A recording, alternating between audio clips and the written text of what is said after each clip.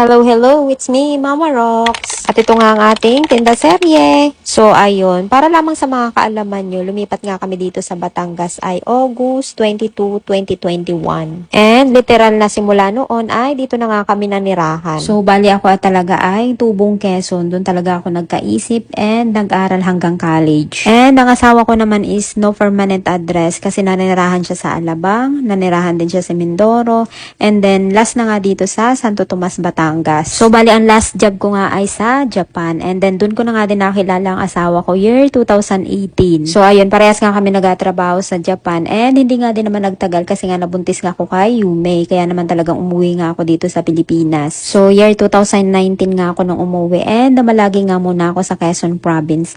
Habang yung asawa ko naman is naiwan nga sa Japan kasi nga meron pa siyang trabaho doon. Ako lang yung umuwi kasi nga bawal ang buntis na trainee sa Japan. So, ayun, year 2021 naman natapos ang kanyang kontrata sa Japan. Kaya naman year 2021 nga din nung lumipat kami dito sa aming bagong bahay dito sa Santo Tomas, Batangas. And syempre, sanay nga ako sa Quezon Province. Kaya naman nung malipat nga kami dito ay na-homesick nga ako kasi nga wala akong ginagawa. And syempre nga, hindi pa rin naman ako makapagtrabaho noon kasi nga 2 years old pa lang si Yume. And noong mga panahon namang iyon, kapag nga bumibisita si mother and father dito sa bahay, ay lagi nga silang may dalang saging. Eh, alam nyo naman sa Quezon Province talagang napagkasagana nga sa saging. So talagang sabi ko nga, anhin ko naman yan, mabubulok lang yan dito. Kasi nga syempre tatatlo lang naman kami dito sa bahay. Tapos sakto naman may nag-add nga sa akin sa GC dito sa aming subdivision kasi hindi ko nga alam na meron pala ditong GC. Tapos sakto naman yung group chat ngang yun ay for buy and sell. And then dun ko nga nalaman na marami palang nagtitinda dito sa aming subdivision. Ay di, ayun na nga, syempre dun na nga ako nagkaroon ng idea. So ayun na nga, yung mga dinadalang saging ni na mother and father dito sa Batangas ay pinopost ko nga dun sa GC. Tapos mura nga lang yung benta ko dati, parang 20 pesos per kilo lang. Tapos wala pa kami nung e-bike, ang meron lamang kami ay bike. Talagang mano-mano dinideliver namin sa mga bahay-bahay. Kasi talagang ang dami talagang bumibili. So ayun, doon na nga ako nawili talagang. Sabi ko nga, mother, dalhan nyo ako ng saging. Tapos doon ko na din talaga na-realize na what if hindi ko ibenta ng per kilo, ang gawin ko ay gawin ko siyang toron, banana cue, maruya, ganyan.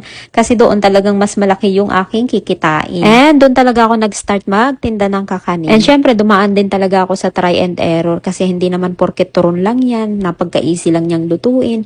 Hindi porket banana cue lang yan, napagkadali lang naman yan. Dati syempre tinitipid-tipid ko pa yung pagtitinda ng turon, yung wrapper parang isa lamang yung ginagamit ko. Tapos sabi ko, bakit parang ang nipis-nipis naman? So ayun, ginawa kong yung isang turon, nilalagyan ko siya ng 2 wrapper. Kasi nga, syempre, ang gusto ng mga tao ay crunchy na turon. Tapos, alam nyo ba, yung banana cue dati, talagang hindi talaga ako marunong magluto.